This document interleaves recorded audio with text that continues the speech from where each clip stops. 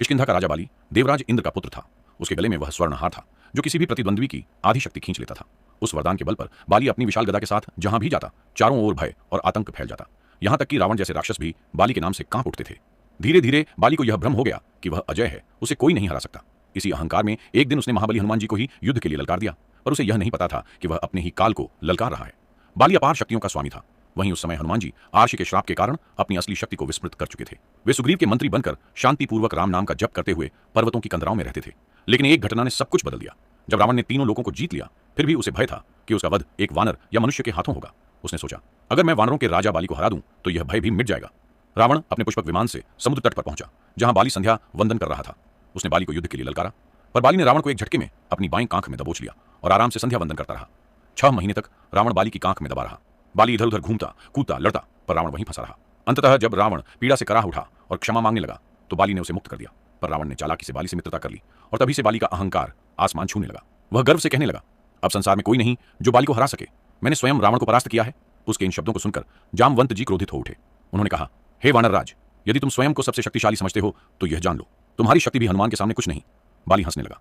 वो हनुमान जो गुफाओं में राम राम जपता है, उससे मेरा क्या मुकाबला। क्रोध और अहंकार में अंधा होकर बाली गदा लेकर हनुमान जी को खोजने निकल पड़ा। वन में जहां सिर्फ झरनों की ध्वनि और पक्षियों का कलरव था, वहीं हनुमान जी ध्यान मग्न थे। तभी बाली की गरज सुनाई दी, कहां है वह हनुमान, आज मैं उसे परास्त कर दूंगा।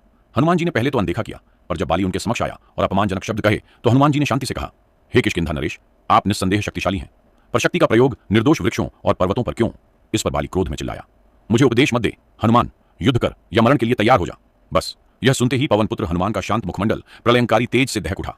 उन्होंने गदा उठाई और युद्ध की घोषणा कर दी। तीनों लोकों में खबर फैल गई। एक ओर बाली जो इंद्रपुत्र था और दूसरी ओर स्वयं रुद्रावतार हनुमान।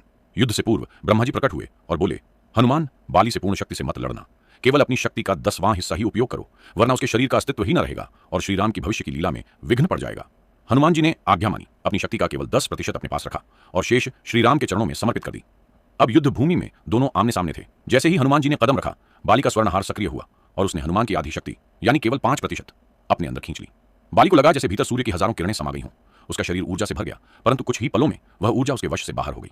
नसें फटने लगीं, आंखों और नाक से रक्त बह निकला। वह पीड़ा से चीख उठा। तभी आकाश में गर्जना हुई और स्वयं ब्रह्मा जी प्रकट हुए। उन्होंने कहा, बाली, यदि प्राण बचाना चाहते हो तो अभी हनुमान से दूर भागो, तुम्हारा शरीर इस शक्ति को सह नहीं पाएगा। बाली भागता चला गया सैकड़ों मीलों तक, थका गिरा, बेहोश हुआ। जब होश आया, ब्रह्मा जी फिर प्रकट हुए और बोले, बाली, यह तो हनुमान की कुल शक्ति का केवल 5% था। सोचो, यदि वह अपनी संपूर्ण शक्ति से युद्ध करता तो तुम्हारा अस्तित्व ही मिट जाता। बाली की आंखों से अहंकार का पर्दा हट गया। वह कांपते हुए हनुमान जी के चरणों में गिर पड़ा और क्षमा मांगने लगा। हनुमान जी ने करुणा से मुस्कुराकर उसे उठाया और आशीर्वाद दिया। उस दिन बाली ने समझ लिया, असली बल विनम्रता में है, न कि अहंकार में। जय श्री राम।